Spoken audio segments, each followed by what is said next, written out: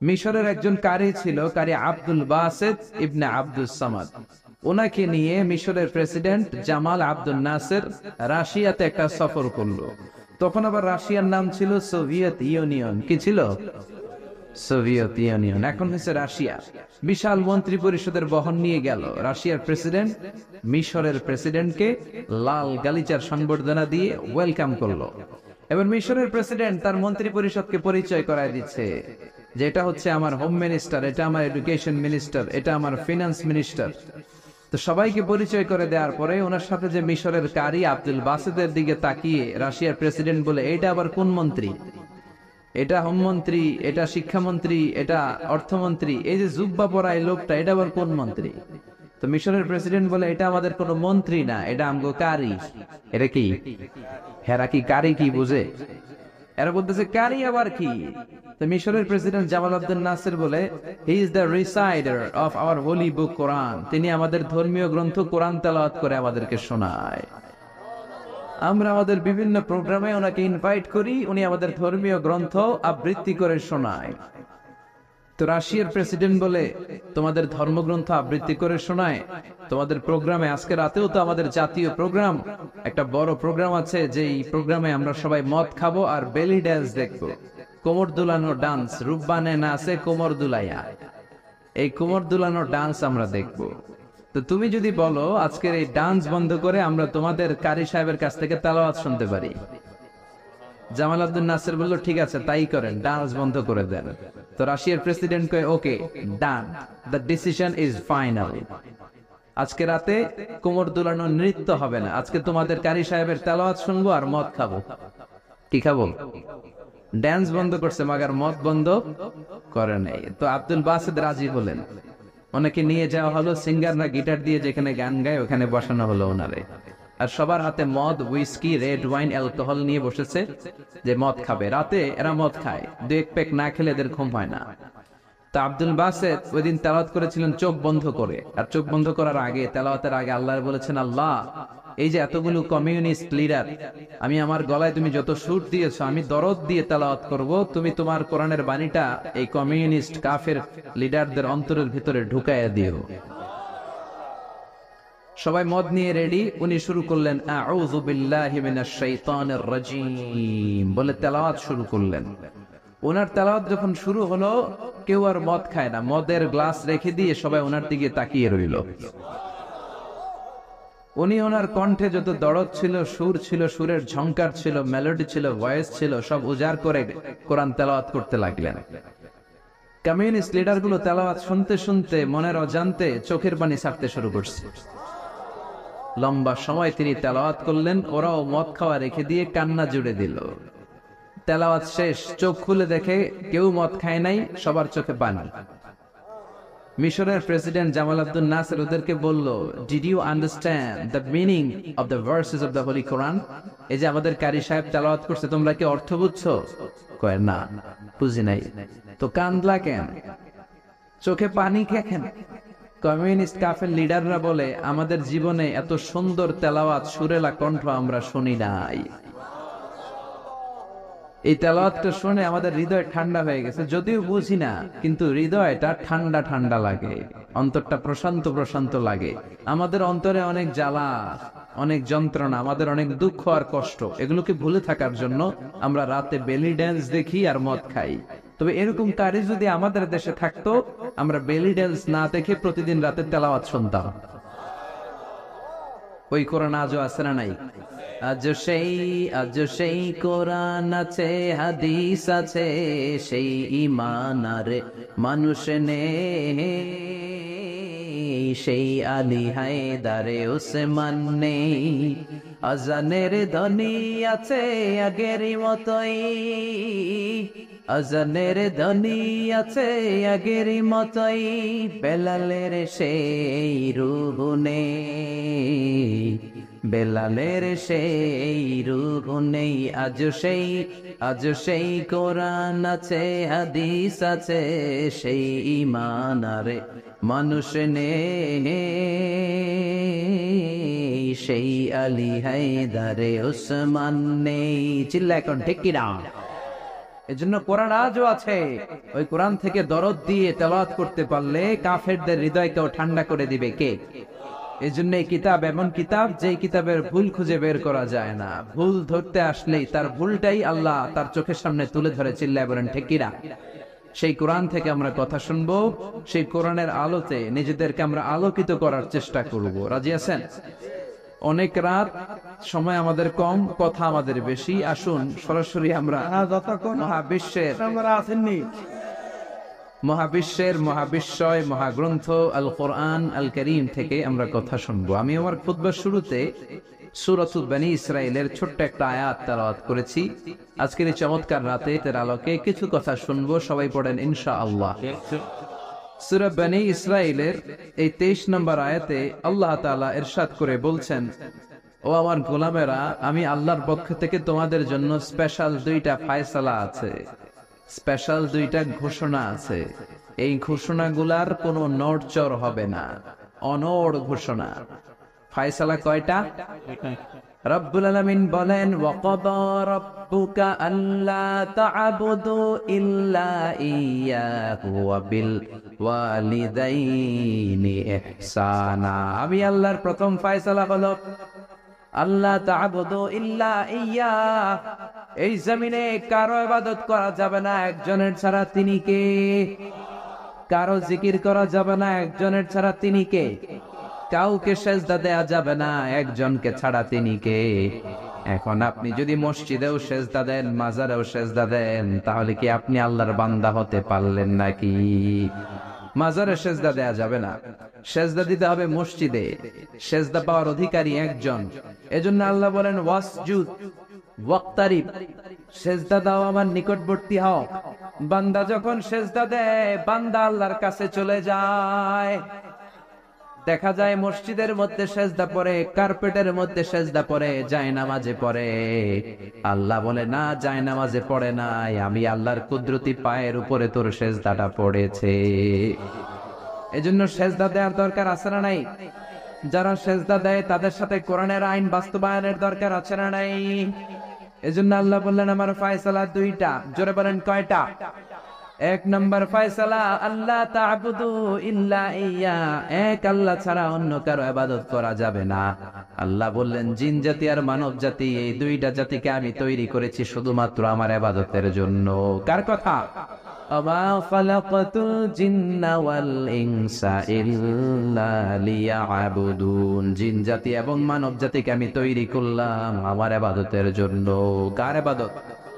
ডাকবেন কারে? নাকি খাজা বাবারে? কেউ ফিরে না খালি হাতে, খাজারে তোর দরবারেতে, বলে না?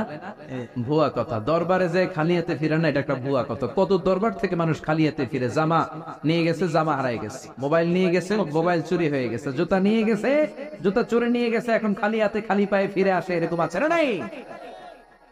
একটা দরবার থেকে কেউ কোনোদিন খালি হাতে ফিরে না। দরবারটা কার দরবার? কেউ ফিরে না খালি হাতে, আল্লাহরে তোর দরবারেতে। বলেন, কেউ ফিরে না। আমরা নামাজে আল্লাহরে বলি, আল্লাহ ইহদিনাস সিরাতাল মুস্তাকিম, আমাদেরকে আপনি সিরাতুল মুস্তাকিম দেন। বলি কি বলি না? আল্লাহ বলে, ওয়া আনি'বুদুনি হাযা সিরাতুম মুস্তাকিম, তোমরা আমি আল্লাহর ইবাদত করো, আমি আল্লাহর ইবাদত করাটাই হলো সিরাতুল মুস্তাকিম। সুবহানাল্লাহ।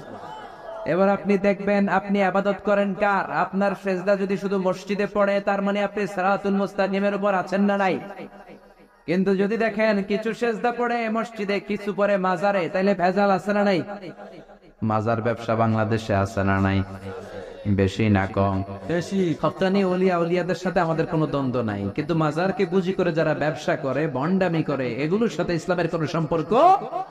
তো দিল বান্দা কালমা চোর, না পায় শ্মশান না পায় ঘর, দিন থাকিতে আয়রে পথে ছাইড়া দে ভণ্ডামি, ভণ্ডামি ভণ্ডামি ভণ্ডামি, ছাইড়া দে ভণ্ডামি। নামাজ কালাম পড়ে না, ইবলিস শয়তানের নান। আসরা নাই?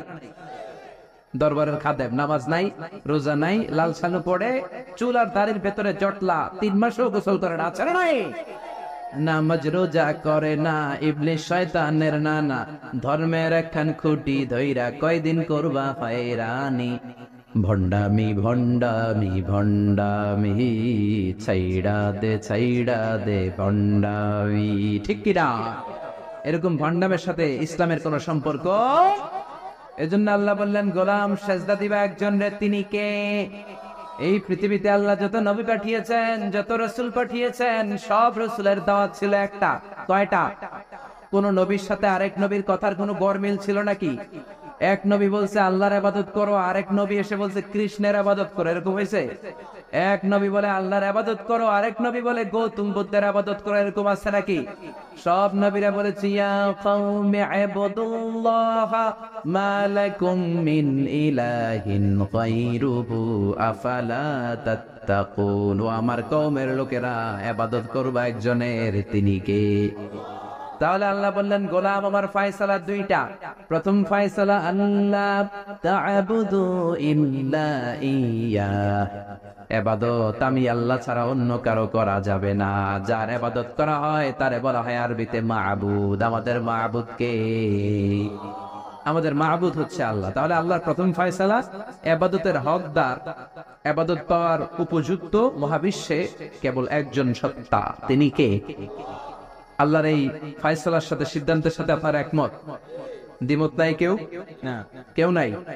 তাহলে দ্বিতীয় ফয়সালাটা শুনি। হ্যাঁ, আল্লাহ বললেন ওয়াবিল ওয়ালিদাইনি ইহসানা, আমি আল্লাহর প্রথম ফয়সালা, আমি ছাড়া কারো ইবাদত চলবে না। আমি আল্লাহর দ্বিতীয় ফয়সালা, মাতা পিতার সাথে তোমরা ইহসান করবা, মাতা পিতার সাথে ভালো আচরণ করবা, মাতা পিতার কাছ থেকে দোয়া নিবা। আল্লাহর দ্বিতীয় ফয়সালা মা বাবাকে নিয়ে, প্রথম ফয়সালা আল্লাহকে নিয়ে। স্বয়ং আল্লাহর ব্যাপারে আল্লাহ বললেন আমার ইবাদত ছাড়া অন্য কারো ইবাদত চলবে না। দ্বিতীয় ফয়সালা বললেন আমার ইবাদতের পরেই যে বড় ফরজটা তোমাদের উপর আমি চাপিয়ে দিলাম, মাতা পিতার খেদমত। চিল্লায় কোন আল্লাহু আকবার। আল্লাহর ইবাদত করা যেমনি ফরজ, মা বাবার খেদমত করাও ফরজ করেছে কে? নাকি মা বাবার খেদমত নফল, নাকি অপশনাল? এটা কেউ কম্পালসারি করেছে কে? মা বাবা আপনার সবচেয়ে বড় পীর, মা বাবা আপনার সবচেয়ে বড় দামি জিনিস। এই পৃথিবীর সব আল্লাহর ওলিগুলা যদি কোরআন খতম করে একটা গ্লাসের পানির মধ্যে ফু দেয়, আর আপনার জনম দুঃখিনী মা যদি শুধু বিসমিল্লাহ পড়ে আরেকটা গ্লাসের পানির মধ্যে ফু দেয়, আল্লাহর কসম আপনার মায়ের দোয়াটা আগে আগে কবুল হয়ে যাবে। ওগো মা তুমি এই ধরনের শ্রেষ্ঠ নেয়ামত, তোমারই পদ তলে রয়েছে জান্নাত। ওগো মা তুমি এই ধরনের শ্রেষ্ঠ নেয়ামত, তোমারই পদ তলে রয়েছে জান্নাত। ঠিক কিনা? এজন্য আল্লাহ বললেন প্রথম ফয়সালা আমি আল্লাহর ইবাদত করবা, দ্বিতীয় ফয়সালা মা বাবার সাথে ইহসান করবা। কি করবা? ইহসান। সবাই বলেন। এগুলো কোরআনে বর্ণিত টার্মিনোলজি, মানে পরিভাষা, এগুলো মুখস্থ করবেন। দুনিয়াতে কত পরিভাষা মুখস্থ করছেন, কত জ্যামিতির সূত্র মুখস্থ করেছেন, কত ইংরেজি ভাব সম্প্রসারণ মুখস্থ করেছেন, কিন্তু কোরআনের কথাগুলো মানুষ শুনতে চায় না। মাতা পিতার প্রতি আমরা সবাই আজকে থেকে ইহসান করব। কি করব? আমরা বললাম আল্লাহ ইহসান কি? ইহসানের ব্যাখ্যা দেন। আল্লাহ নিজেই কোরআনে ইহসানের ব্যাখ্যা দিলেন, ইম্মা ইয়াবলুগান্না ইনদাকাল কিবারা আহাদুহুমা আও কিলাহুমা ফালা তাকুল লাহুমা উফ। ইহসানের ব্যাখ্যা হলো, আল্লাহ বললেন ইহসানের ব্যাখ্যা কি? শোনো শোনো। ইহসানের 5টা ব্যাখ্যা আল্লাহ দিলেন। প্রথম ব্যাখ্যা হলো, মা বাবা যখন বার্ধক্যে উপনীত হয়, মা বাবার বয়স যখন 60 হয় 70 হয়, তখন তাদের কোনো কর্মকাণ্ডের কারণে ছেলে মেয়ে হিসেবে নাক ছিটকানো যাবে না, উপ শব্দটাও করা যাবে না। কার কথা? মা বাবা আমাদের অনেকেরই বয়স হয়ে গেছে 60-70, আছে না নাই? বিছানায় পড়া, তাদের কোনো কাজে, তাদের কোনো আচরণে নাক ছিটকানো যাবে? জোরে বলেন। আল্লাহ বলে খবরদার, নাক ছিটকানো তো দূরের কথা, ও আহ কি যন্ত্রণা, এই কথাটাও বলা যাবে না। ঠিক কি না? এর কারণ আমরা যখন ছোট ছিলাম আমরা কম জ্বালাতন করি নাই। আমরা যখন ছোট ছিলাম কম কষ্ট মায়েরে দেই নাই। আপনার কত বছর আগের ঘটনা খেলা আছে? আপনার বয়স যখন 3, কি হয়েছিল? খেলা আছে তো 3 বছরের কথা যদি আপনার খেলা থাকে, আপনার বয়স যখন 2 ছিল কি জ্বালাতন করছেন মনে আছে? বয়স যখন ছিল 1 তখন তো আরো বেশি জ্বালাইছে, তখন তো আমরা আরো বেশি জ্বালিয়েছি। ঠিক কি না?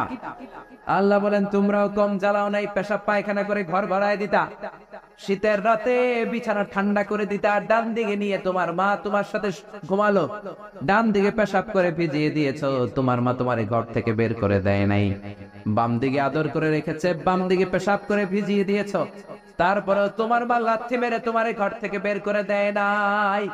শীতের রাতে তোমার মা তোমার বুকে নিয়ে ঘুমানো, কনকনে মাঘ মাসের শীতের রাত পেশাব করে মায়ের জামাটা ভিজিয়ে দিয়েছো, রাত ৩টার দিকে মা উঠে জামাটা চেঞ্জ করে নতুন জামা পরে তোমারে কোলে নিয়ে ঘুমিয়েছে, তোমারে ঘর থেকে তাড়িয়ে দিয়েছে নাকি? জোরে বলেন না। মা তোমারে ঘর থেকে বের করে নাই, তারা দেয় নাই, এতিমখানায় ফেলে আসে নাই, রাস্তায় ফেলে আসে নাই। যেই মা বাবা তোমাদেরকে এত যত্ন করলো, এত আদর করলো, তাদের বার্ধক্যে কোনো কাজের কারণে নাক ছিটকাবা না, তাদেরকে তোমরা বৃদ্ধাশ্রমে দিয়ে আসবা না। কার কথা? বৃদ্ধাশ্রম বাংলাদেশে আছে না নাই?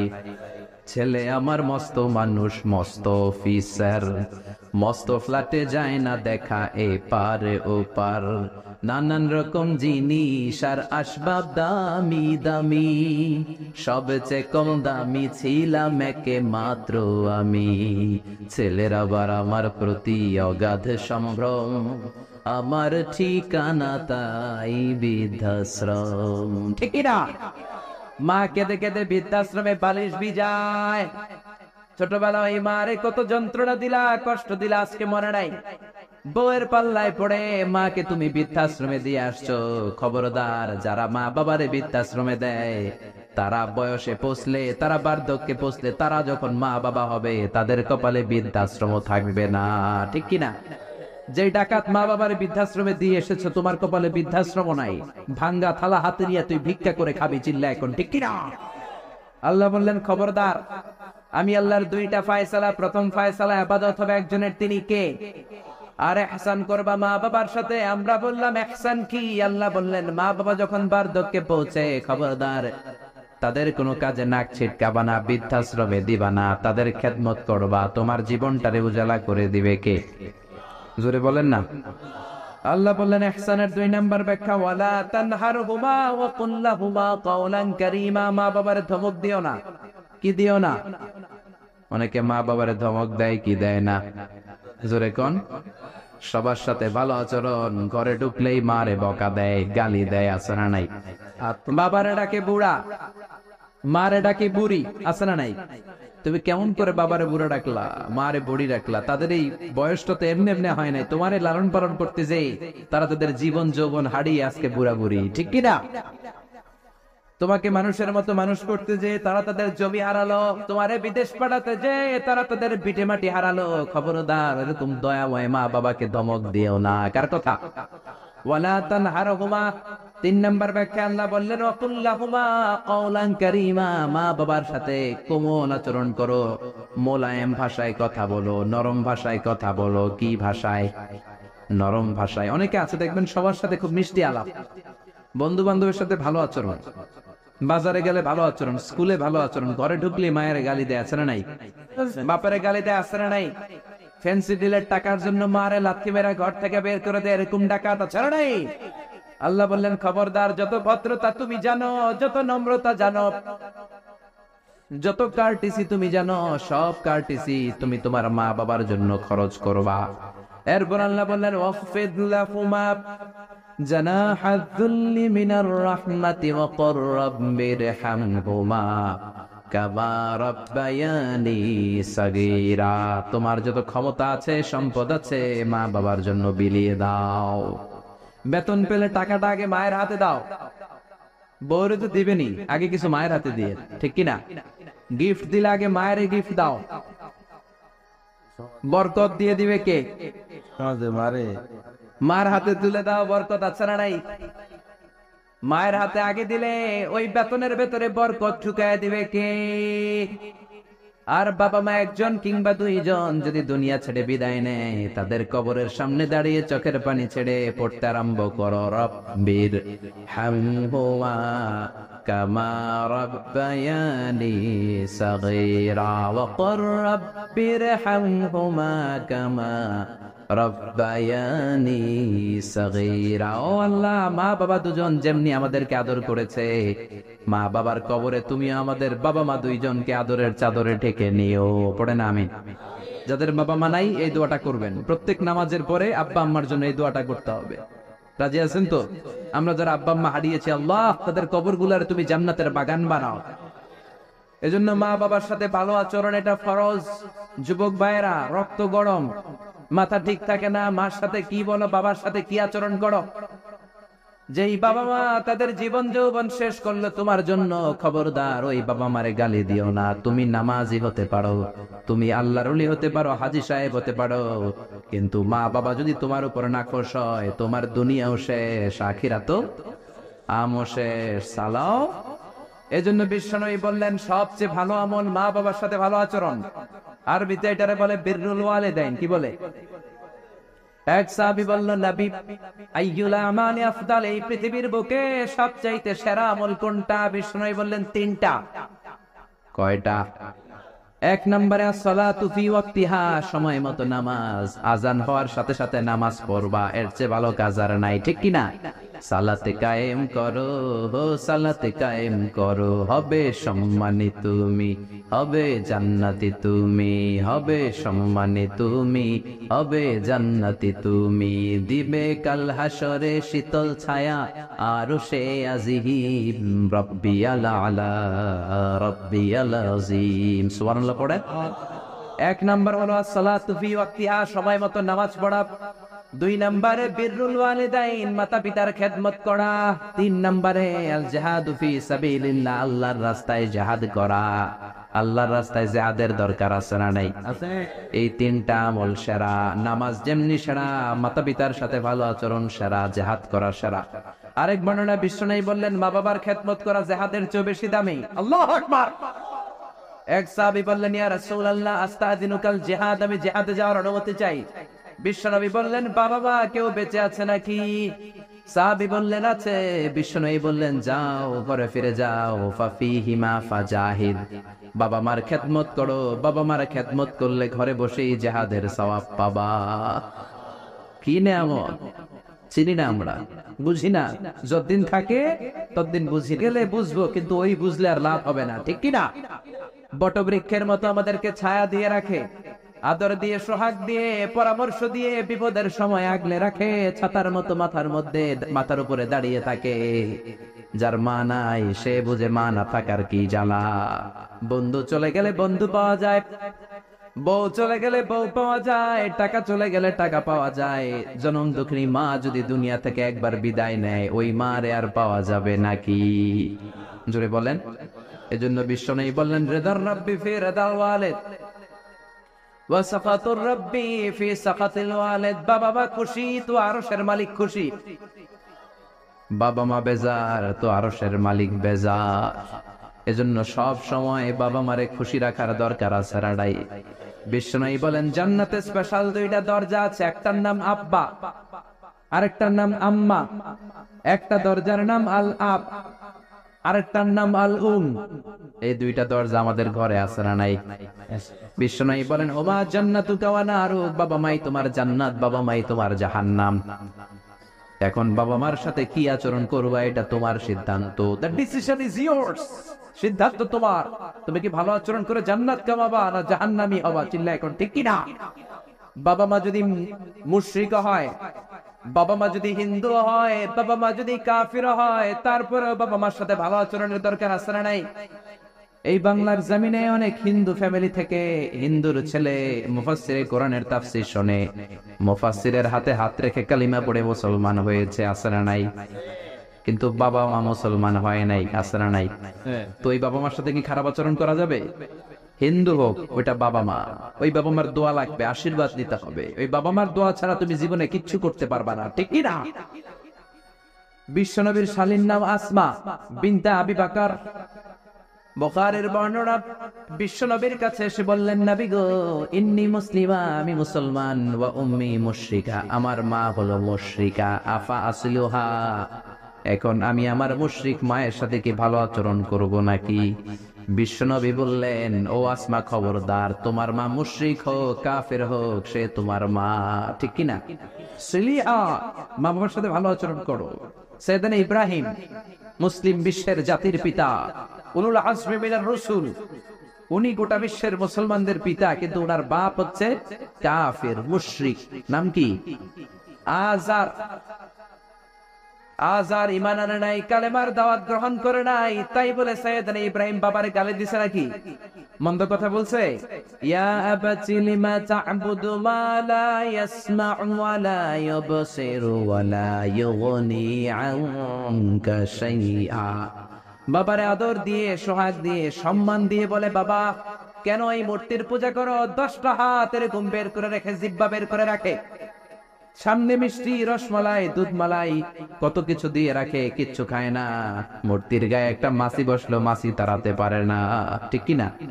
কেন এই মূর্তির পূজা করেন? যে এই মূর্তি কানে শোনে না, চোখে দেখে না। বাবারে বুঝালেন, কিন্তু বাবারে গালি দেয় নাই। তার মানে বাবা যদি মুশরিক হয়, বাবা যদি কাফির হয়, বাবা যদি হিন্দু হয়, তারপরেও বাবা দোয়া নিতে হবে, ঠিক কিনা? বাবা মা দোয়া করলেও কবুল, বদ দোয়া করলেও। শুধু দোয়া করলে যদি কবুল হইতো তাইলে তেমন ঝামেলা ছিল না, দোয়া করে না তো কি হইছে? কিন্তু বদ দোয়া করলেও তো কবুল।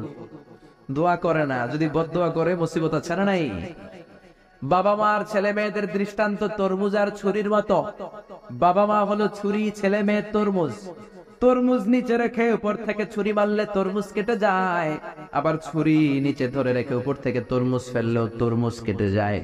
উভয় অবস্থায় তরমুজের ক্ষতি হয়, ছুরির কিছু হয় নাকি? কথা বুঝতে পেরেছেন? এজন্য বাবা মা অনেক বড় নেয়ামত। বিশ্বনবী বললেন, 3 জিনিসের দিকে নজর করা মাত্রই সওয়াব দেয় কে? 1 নম্বরে আন-নাযার ইলাল মুসহাফ, কোরআনের দিকে তাকানো মাত্র সওয়াব। 2 নম্বরে আন-নাযার ইলাল কাবা, কাবার দিকে তাকানো মাত্রই সওয়াব। 3 নম্বরে আন-নাযার ইলা ওয়াজহিল ওয়ালিদাইন, মাতা পিতার চেহারার দিকে রহমতের নজরে তাকালে কবুল হজের সওয়াব দিবে কে? এখানে হাজী সাহেব আছেন না? অনেক আছেন। 3 লাখ, 4 লাখ, 5 লাখ দিয়ে হজ করে আসছেন। তো বুকে হাত দিয়ে কেউ বলতে পারবেন, হুজুর আমি 100% আমার হজটা কবুল হয়েছে? কেউ গ্যারান্টি দিতে পারবেন? গ্যারান্টি নাই। কিন্তু মায়ের চেহারার দিকে রহমতের নজর নিয়ে তাকালে, ছোটবেলা আমার মারে আমি কত কষ্ট দিলাম, কত কষ্ট করে ফ্যামিলিটা সামলাতে, যে আমার জনম দুঃখিনী মা, কথাগুলো ভেবে মায়ের চেহারার দিকে একটা নজর দেন, কবুল হজের সওয়াব আপনার আমলনামায় দিয়ে দিবে কে? এক সাহাবী বললেন, নবী ওয়ালাউ মি আমাররা, যদি আমি দিনে 100 বার তাকাই তাহলে কি 100টা কবুল হজের সওয়াব হবে নাকি? বিশ্বনবী বললেন, নাম ওয়ালাউ মি আমাররা, 100 বার যদি রহমতের নজরে তাকাও 100টা কবুল হজের সওয়াব হয়ে যাবে। আচ্ছা, আমরা সুখে দুঃখে সব সময় আলহামদুলিল্লাহ, ঠিক কি না? আলহামদুলিল্লাহ বললে নেয়ামত বাড়ায় দেয় কে? আর আলহামদুলিল্লাহ না বললে নেয়ামত কেড়ে নেয় কে? পাশাপাশি শাস্তি দেয় কে? আল্লাহর শাস্তি হজম করতে পারবেন? জোরে বলেন। আল্লাহ বলে, ইন্না বাতশা রাব্বিকা লাশাদীদ, তোমার আল্লাহর পাকড়াও বড় কড়া। আল্লাহ সব সময় ধরে না ধরলে, ধরে ধরে ধরে না ধরলে আল্লাহ। যাহারাল ফাসাদু ফিল বাররি ওয়াল বাহর বিমা কাসাবাত আইদিন নাস, জলে স্থলে এই যে অগ্নিকাণ্ড, ফাসাদ, ভূমিকম্প, বন্যা, বেকারত্বের সমস্যা, ক্ষমতার দ্বন্দ্ব, গদি নিয়ে মারামারি, এগুলো আমাদের হাতের কামাই। যেরকম ঠিক কিনা? আমরা যদি আল্লাহওয়ালা হয়ে যাই, আমরা যদি নামাজি হয়ে যাই, আমরা যদি কোরআনওয়ালা হয়ে যাই, আমার বাংলাদেশটারে রহমত বরকত দিয়ে ভরে দিবে কে? এজন্য যত ফাসাদ দেখা যায়, যত দুর্যোগ দেখা যায়, এগুলো আমাদের হাতের কামাই, আল্লাহ ইচ্ছে করে দেয় না। আল্লাহ বলে, বান্দা যখন নাফরমান হয়ে যায় তখন আমি একটার পর একটা আযাব দিতে থাকি। বিশ্বনবী বলেছেন, তাসবিহ ছড়া চিনেন না? তাসবির সুতা ছিঁড়ে গেলে কি অবস্থা হয়? দানাগুলো টপ টপ টপ টপ করে একটার পর একটা পড়ে, একটার পর একটা, একটার পর একটা। আল্লাহ বলে, তাসবির সুতা যখন ছিঁড়ে যায়, তাসবির দানা যেমনি একটার পর একটা টপ টপ করে পড়তে থাকে, আকাশ থেকে আযাব আর গজব একটার পর একটা। সিডর শেষ আইলা, আইলা শেষ মহাসেন, মহাসেন শেষ নার্গিস, নার্গিস শেষ সুনামি, সুনামি শেষ বন্যা, একটার পর একটা আসতেই থাকবে। চিল্লা এখন ঠিক কিনা? এজন্য আযাব আর গজব আসলে আমাদের তওবা করা দরকার। তওবা করব কার কাছে? কিন্তু দুর্যোগ আসলে দেখবেন দুর্যোগ মন্ত্রী টেলিভিশনে বলবে, আমরা ভূমিকম্প মোকাবেলা করব। আমরা বন্যা মোকাবেলা করব।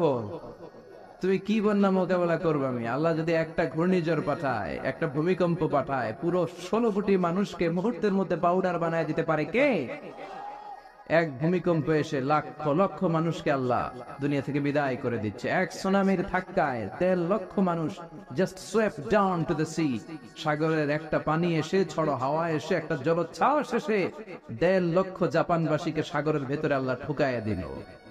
জাপানের কান্টু সিটিতে এক ভূমিকম্পে 1.5 লক্ষ লোক নাই, 2-1 সেকেন্ডের কথা। ইন্দোনেশিয়ার সুমাত্রা, বান্দা আচেহ প্রদেশে লাখ মানুষ নাই।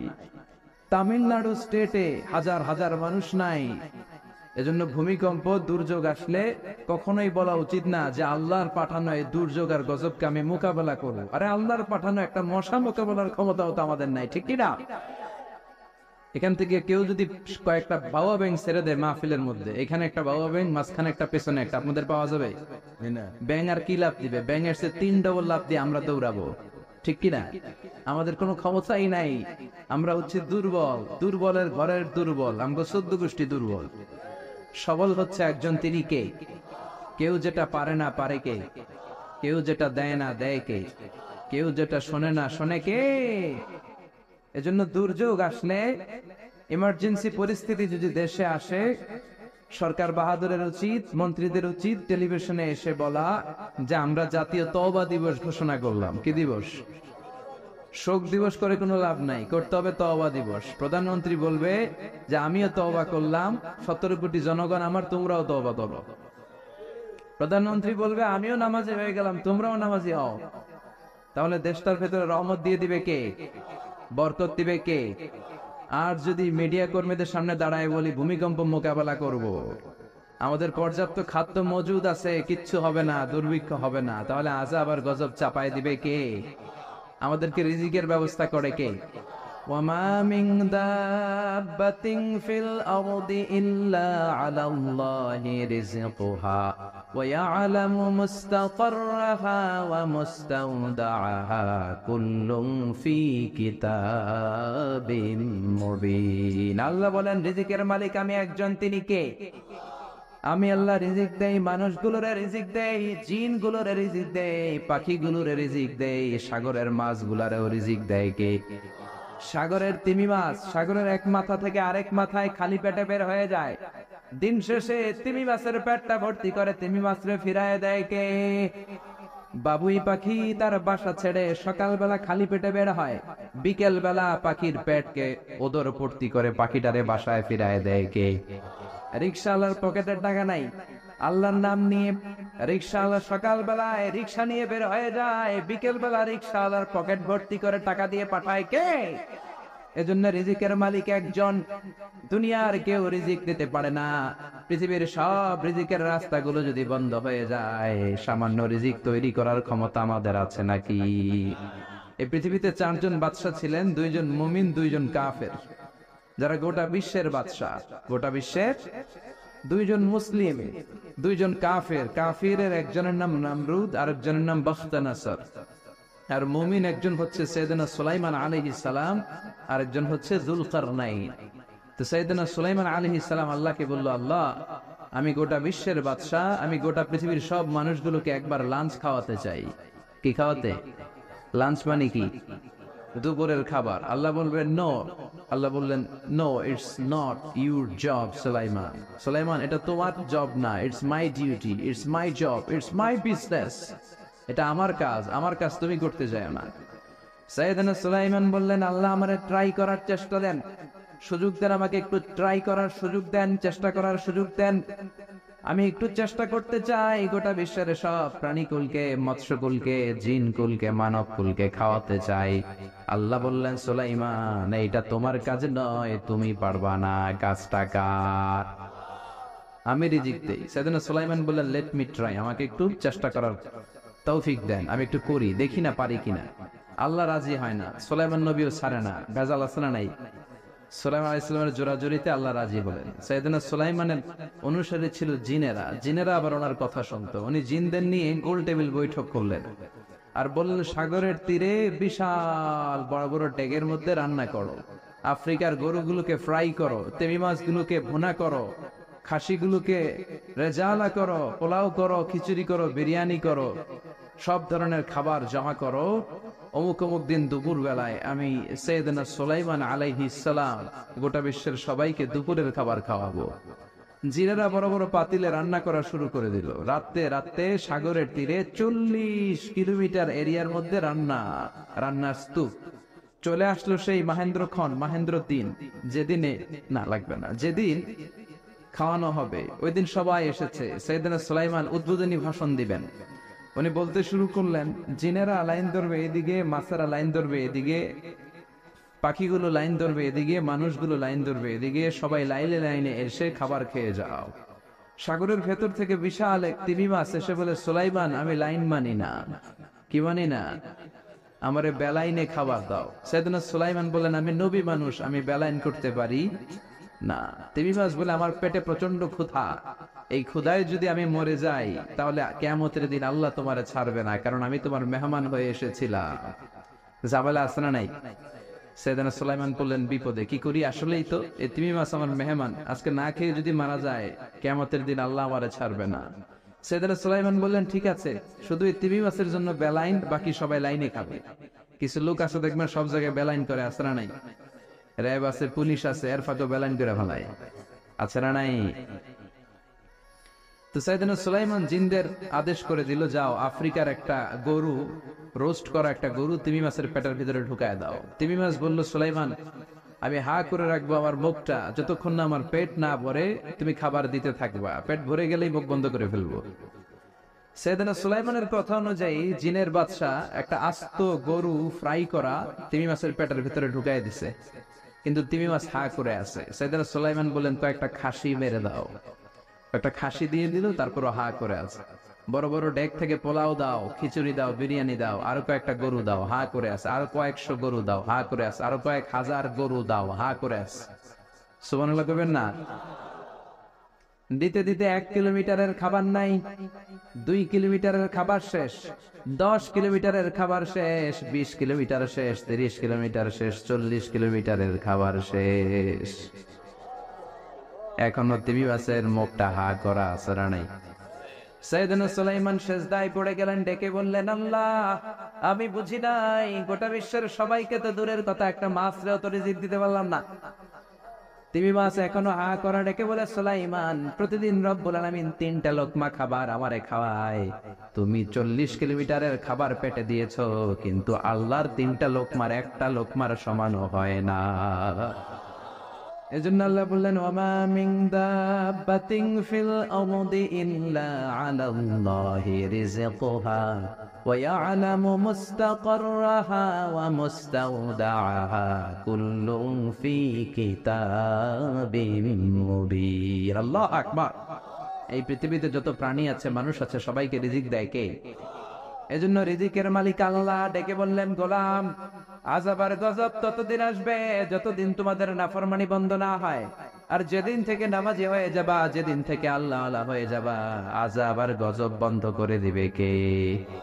রহমত দিয়ে দেশটারে ভরে দিবে কে? লা ইন শাকারতুম লা আযীদান্নাকুম। শুকরিয়া করো, আমি নিয়ামত বাড়াই দিব। কার কথা? আর জোরে বলেন, কার? আল্লাহ সবসময় আমাদেরকে তুমি নিয়ামত গুজারদের অন্তর্ভুক্ত হওয়ার তৌফিক দাও। আর জোরে পড়েন আমিন। না সাথী একটা কুয়াশা আবার না শুকরিয়া না, লাগবে না শুকরিয়া, এটা রহমতের কুয়াশা। আলহামদুলিল্লাহ পড়েন, সমস্যা হবে না ইনশাআল্লাহ। টিস্যু আছে তো মুছে নেওয়া যাবে। নাওতলা পশ্চিম পাড়া জামে মসজিদের উদ্যোগে 23তম বার্ষিক ওয়াজ ও দোয়ার মাহফিল। 23 বছর ধরে এখানে কোরআনের কথা হয়, আমরা খুশি না বেজার? আজকের মহতী প্রোগ্রামের সভাপতি বিশিষ্ট সমাজসেবক জনাব মোহাম্মদ ওহিদুল্লাহ সাহেব, চেয়ারম্যান 3 নং মাধাইয়া ইউনিয়ন পরিষদ, আমার নানা ভাই। জোরাজোরি করে আজকে আমার আনছে, আইনাই সারছে। আমি যত বছর বাঁচি অত বছর এনে আসতে হবে। কি বলেন আপনারা? আল্লাহ আমাদের সভাপতি নানা ভাইকে তুমি কবুল করে নাও। বিভিন্ন মাহফিল হলেই ছুটে যায়। অনেক চেয়ারম্যান আছে মাহফিল বন্ধ করে, আর আমার নানা ভাই মাহফিল করে, ঠিক কিনা? এরকম চেয়ারম্যানের দরকার আছে না নাই? আল্লাহ তুমি ওনাকে কবুল করো। জনপ্রতিনিধি হিসেবে ওনার কাঁধে যে দায় দায়িত্ব, সবগুলো সঠিকভাবে আল্লাহ তুমি আঞ্জাম দেওয়ার তৌফিক দাও। আমাকে রেখেছেন প্রধান বক্তা, আপনাদের শুকরিয়া। আমার আগে কথা বলেছে বিশিষ্ট ইসলামী চিন্তাবিদ জনাব হযরত মাওলানা মোহাম্মদ আলী আশরাফ সাহেব, মুহাদ্দিস চান্দিনা আলামিন কামিল মাদ্রাসা। চমৎকার কথা বলছিলেন, আবার কিছু কালেকশনও করলেন। বিশ্বনবীও কিন্তু কালেকশন করতেন। বিশ্বনবী ঈদের নামাজের পরে মহিলাদেরকে বললেন, তাসাদ্দাকনা, মদিনার মহিলারা তোমরা বেশি বেশি দান খরচ করো, কারণ মেরাজের রাতে আমি দেখেছি পুরুষদের চেয়ে তোমরা নারীরা বেশি জাহান্নামী। নারীরা বলল, কেন রাসূল, আমরা জাহান্নামী কেন, আমগো দোষ কি? বিশ্বনবী বললেন, দুই কারণে। তুকসিরনা লাআনা, তোমরা বেশি বেশি মহিলাদেরকে লানত দাও। রেগে গেলে নারীরা বলে, হেতের উপরে আল্লাহ ঠেড়া হইতো, হেতের উপরে আল্লাহর গজব হইতো, বলে না? তো এক নারী আরেক নারীকে এরকম গালি দাও, ভর্ৎসনা করো, লানত দাও, এটা এক কারণ। আরেক হচ্ছে তাকফুরনাল আশিরা, তোমরা স্বামীর নাশুকরি করো। মায়েরা, বোনেরা, যাদের কানে আমার মাইকের আওয়াজ যায়, স্বামীর নাশুকরি করবেন না, এটা বড় কবিরা গুনাহ। আপনি অনেক আল্লাহর ওলি হতে পারেন, নামাজি হতে পারেন, কিন্তু আপনার স্বামী যদি আপনার উপর নাখোশ থাকে, জান্নাতের দরজা আপনার জন্য খুলবে না। বিশ্বনবী ফাতেমারে বললেন, ফাতেমা, আলী কোথায়? ফাতেমা বলল, আপনার জামাই আলী আমার সাথে ঝগড়া করে বাইরে গেছে। বিশ্বনবীর চেহারাটা আগুনের গোলার মতো লাল হয়ে গেল। বিশ্বনবী ডেকে বললেন, ফাতেমা, তুমি বিশ্বনবীর মেয়ে হতে পারো, কিন্তু আলী তোমার স্বামী। আলী যদি তোমার উপর নাখোশ থাকে, জান্নাতের দরজা তোমার জন্য খুলবে না। কোথায় গেছে আলী, কোথায়? বললেন যে মসজিদে নববীতে গেছে। বিশ্বনবী যে দেখলেন বালির উপরে আলী শুয়ে আছে। বিশ্বনবী মজা করে ডাক দিলেন, ইয়া আবা তোরাব। তোরাব অর্থ বালি, তোরাব মানে কি? বিশ্বনবী ডাক দিলেন, ইয়া আবা তোরাব, মানে হে বালির বাবা আলী, ওঠো। এখন আলী উঠে না, রাগ করে আসছে। বিশ্বনবী এদিক দিয়ে তাকায়, আলী ওইদিকে তাকায়। বিশ্বনবী ওদিকে আসলে আলী এদিকে তাকায়, মনে মনে করে এতক্ষণ আপনার মাইয়া গুতাইছে, এখন আপনি গুতাইতেছেন। বিশ্বনবী যাই বললো, আলী রাগ করো না, ওঠো, তুমি আমার চাচাতো ভাই, আমার ঘরেই তো তুমি মানুষ হয়েছ। ঘাপটি মেরে হাতটা ধরে টান দিলেন। সাইয়েদনা আলী উঠতে বাধ্য হলেন। বিশ্বনবী কারো হাত ধরে টান দিলে ওই লোক বসে থাকতে পারে? উঠে গেলেন, ঘরে নিয়ে আসলেন। নিয়ে এসে বিশ্বনবী খাটের মাঝখানে শুইলেন। ডান দিকে শোয়ালেন আলীকে, বাম দিকে শোয়ালেন ফাতেমাকে। এবার মেয়ের জামাইকে আর মেয়েকে বুঝাতে লাগলেন, নসিহত করতে লাগলেন, গল্প শোনাতে লাগলেন। কি রোমান্টিক শ্বশুর! এরকম রোমান্টিক শ্বশুর পৃথিবীতে দ্বিতীয়টা খুঁজে পাওয়া যাবে? সুবহানাল্লাহ পড়েন। বিশ্বনবীর কাজই ছিল ঝগড়া লাগলে এরকম মিলায়া দেওয়া। কি করা? মিলায় দিবেন। সমাজে অনেকে আছে ঝগড়া লাগলে আরো লাগায়া দেয়, আছে না নাই? আগুন লাগলে কি দিয়ে নিবেন? পানি ডালতে হয়, অনেকে তেল ডালে। কি ডালে? তো আগুন আরো জ্বলে ওঠে। বিশ্বনবী বললেন, না, খবরদার, ইসলাহু যাতিল বাইন, মিলায় দিবেন। স্বামী স্ত্রীর ঝগড়া মিলায় দেন, ভাইয়ে ভাই কোপাকুপি মিলায় দেন, এলাকায় এলাকায় গ্রামে গ্রামে মারামারি না লাগাইয়া মিলায় দেন। জান্নাতে আপনার ঘরটারে বড় করে দিবে কে? বিশ্বনবীর কাজ ছিল মিলায় দেয়া। বিশ্বনবী মক্কা থেকে মদিনায় হিজরতের আগে মদিনায় দুইটা গোত্র ছিল। এই গোত্রের মধ্যে 120 বছর ধরে মারামারি। কয় বছর? কেউ এই মারামারিটা বন্ধ করতে পারে না। গোত্র দুইটার নাম হচ্ছে আউস আর খাজরাজ। আউস খাজরাজের মারামারি। বাবা মরে যাওয়ার সময় ছেলেরা ওসিয়ত করা যায়, নসিহত করা যায়, বাবারে আমারে কোপাইছে, তুইও কোপাবি। ওই ভোলা আবার নাতিরে কয়, আমারে মারছে, তুইও মারবি। তো বংশ পরিক্রমায় মারামারি চলতেই থাকে, কেউ আর থামাইতে পারে না। বিশ্বনবী মক্কা থেকে মদিনায় হিজরত করতে এসে মদিনায় বাসাবাড়ি করে 7 দিনের মাথায় 120 বছরের মারামারি থামায় দিলেন। কি নবী ছিল! মিলায় দিতেন। ফাসলিহু বাইনা আখাওয়াইকুম, ভাইয়ে ভাইয়ে মারামারি লাগলে মিলায় দাও। স্বামী স্ত্রীর ঝগড়া হলে মিলায়ে দিবেন। এজন্য মায়েরা, বোনেরা, বিশ্বনবী বলেছেন তাকফুরনাল আশিরা, মেয়েদের সবচেয়ে বড় একটা সমস্যা হচ্ছে স্বামীর নাশুকরি করে। স্বামী দিতে বললে ভালো, দিতে না পারলে কয় তুমি আমার জীবনে কিচ্ছু দাও নাই। এরকম আছে না নাই? স্বামী আর স্ত্রী বানায় যেজন মিস্ত্রি, সে বড় আজব কারিগর, ঠিক কি না? এজন্য এই সম্পর্কটা সাইয়েদানা আদম আর হাওয়া থেকে শুরু হয়েছে। কিয়ামত পর্যন্ত স্বামী আর স্ত্রীর এই সম্পর্কের মাধ্যমে গোটা বিশ্বটারে জারি রেখে দিয়েছে কে? তো এই জন্য নারীদের জন্য জান্নাতে যাওয়া সহজ, তারা যদি কিছু প্রসিডিউর মেনটেন করে। বিশ্বনবী বললেন, কোন নারী যদি 4টা কাজ করে, ওই নারীর জন্য 8টা জান্নাতের দরজা খুলে দিবে কে? আল মারআতু ইযা সাল্লাত খামসাহা সামাত শাহরাহা আতাআত বা'লাহা হাফিজাত ফুরুজাহা ফালতাদখুল মিন আইয়ি আবওয়াবিল জান্নাতি শাআত। মায়েরা ভালো করে শুনেন, যে নারী 5 ওয়াক্ত সালাত পড়বে, রমাদানের রোজা রাখবে, স্বামীর আনুগত্য করবে, লজ্জাস্থানের হেফাজত করবে, এই 4টা কাজ করলে আল্লাহ তাআলা তার জন্য 8টা জান্নাতের দরজা খুলে দিবেন। এজন্য বিশ্বনবীও কালেকশন করতেন। তো বিশ্বনবী বললেন, মহিলারা বেশি বেশি দান করো। এই কথা শোনার পরে মহিলারা দান করা শুরু করলো। কেউ নাকের ফুল, কেউ কানের দুল, কেউ হাতের বালা, কেউ পায়ের নপুর, কেউ গলার চেইন বিশ্বনবীর হাতে জিহাদের জন্য দান করতে শুরু করলেন। বিশ্বনবীর হাত কয়টা? একটা বলে, দুইটা। তো 2 হাতে বিশ্বনবী আর কয়টা নেবেন? আর নিতে পারে না। বেলালকে বললেন, বেলাল তোমার চাদরটা নিয়ে আস। বেলাল এরকম চাদর নিয়ে ধরলেন। বিশ্বনবী কালেকশনের ওয়াজ শুরু করলেন, আর বেলাল কালেকশনের সব জিনিসপত্র গুছাতে লাগলো। কোন সুবহানাল্লাহ। এজন্য কালেকশন করাটাও সুন্নাত, তবে ওটা একটা লিমিটেশনের মধ্যে, একটা সৌন্দর্যের মধ্য দিয়ে। কিছু কিছু মাদ্রাসার ছেলে মেয়েদেরকে চাল ওঠানোর জন্য বাড়ি বাড়ি পাঠায়, আসে না নাই? এদের ছোটবেলা থেকে মানসিকতাগুলো নষ্ট করে দেয়া হয়। কেমন করে অন্যের কাছে হাত পাতবে এটা শেখানো হয়। ইসলাম বলে আল ইয়াদুল উলিয়া খায়রুম মিনাল ইয়াদিস সুফলা, উপরের হাত নিচের হাতের চেয়ে উত্তম। যে দেয় আর যে নেয় তাদের মধ্যে সে সেরা। যে দেয়, চিল্লায় কোন ঠিক কিনা? আবার ইসলাম বলে দেওয়ার সময়ও ভারসাম্য করে দিবা। দেওয়ার সময় কিপটামি করা যাবে না, আবার ঘরে যা আছে সবও দিয়ে দেওয়া যাবে না, ঠিক কিনা? বিশ্বনবীর গায়ে একবার একটা জুব্বা, কয়টা? এক ভিক্ষুক এসে বলে, নবী আমার জুব্বা নাই, আমার জুব্বা দেন। দয়ার নবী, মায়ের নবী নিজের জুব্বাটা খুলে দিয়ে ওই ভিক্ষুকের হাতে তুলে দিলেন। এখন নবীর গায়ে কোনো জুব্বা নাই। বিশ্বনবী এখন ঘর থেকে বেরোতে পারে না। সাহাবারা এসে ঘরে নক করে, বিশ্বনবী বেরোতে পারে না। আল্লাহ আয়াত নাযিল করলেন, ওয়াল্লাযীনা ইযা আনফাকু লাম ইউসরিফু ওয়া লাম ইয়াকতুরু ওয়া কানা বাইনা যালিকা কওয়ামা। মুমিন বান্দাদের গুণাবলী, যখন দান করে কিপটামি করবে না, আবার অপচয়ও করবে না। এই আয়াত দিয়ে আল্লাহ বুঝাতে চাইলেন, নবীরে ধমক দিলেন, ও নবী, 2টা জামা থাকলে একটা দিতেন, 3টা থাকলে একটা দিতেন, একটা যখন ছিল এইটা দিলেন কেন? এখন নিজে পড়বেন কি? সুবহানাল্লাহ করবেন না? ইসলাম তো ব্যালেন্সড রে ভাই। ইসলাম ভারসাম্যপূর্ণ। ইসলামের সব বিধানগুলো আপনার সাথে স্যুট করবে, ম্যাচ করবে। এটা জীবন ঘনিষ্ঠ। ইসলামে এমন কোন বিধান দেয়া হয় নাই যেটা আপনার খারাপ লাগবে।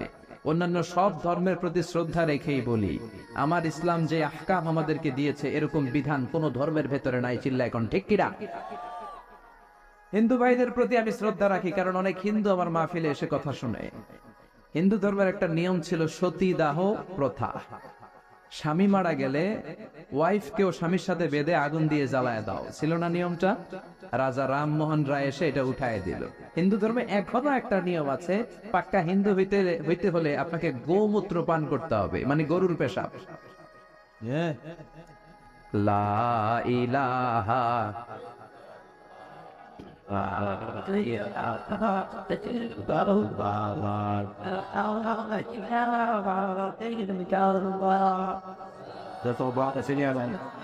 আর নাই, শেষ। লা ইলাহা ইল্লাল্লাহু মুহাম্মাদুর রাসূলুল্লাহ সাল্লাল্লাহু। হিন্দু ধর্মের একটা নিয়ম আছে, গরুর পেশাব খাওয়া লাগে। গরুর পেশাব খেতে হয়। আমরা কি পেশাব খামো গরুর? 1 কোটি টাকা দিলে 2 কোটি, 5 কোটি না, এটা আমাদের রুচিতে হবে না। কি সুন্দর, আমাদের রুচিতে বাদে এমন কোন নিয়ম আল্লাহ দেয় নাই। সুবহানাল্লাহ। আবার আমাদের সেলফ ডিমান্ড, আমাদের ডিজায়ার, আমাদের চাহিদা, আমাদের মননশীলতাকেও ইসলাম গুরুত্ব দিয়েছে। বিশ্বনবী বললেন, ইদা জাআল আশা ওয়াল আশা মাআন ফাকদ্দিমুল আশা ক্বাবলাল আশা। ইসলামে রাতের নামাজকে বলে এশা, রাতের নামাজকে কি বলে? আর রাতের খাবারকে বলে আশা, কি বলে? ইসলাম বলে এশা আর আশা দুইটা যদি একসাথে আসে, এশার নামাজ রাখো, আগে আশা খাইয়া লও। সুবহানাল্লাহ। এশারও আজান হচ্ছে, গরম গরম বিরিয়ানি চলে আসছে, কি করবেন? আগে বিরিয়ানি খেয়ে নেবেন, আগে পেটটারে ঠান্ডা করবেন। তা না হলে বিরিয়ানির প্যাকেট রেখে দিয়ে যদি নামাজ পড়েন, নামাজের মধ্যে বিরিয়ানির চিন্তা আছে না নাই? সুবহানাল্লাহ করবেন না? কি সুন্দর ইসলাম। ইদা জাআল আশা ওয়াল আশা ফাকদ্দিমুল আশা ক্বাবলাল ইশা। চিল্লায়ে পড়েন সুবহানাল্লাহ। এজন্য ইসলাম আছে যেখানে আমরা আছি, কোরআন আছে যেখানে আমরা আছি, কথা বলেছেন আলী আশরাফ সাহেব, কালেকশন করতেছিলেন, হ্যাঁ, ওইখান থেকে এই কথাগুলো আসলো। যারাই দান করেছেন মসজিদের জন্য আল্লাহ কবুল করুন।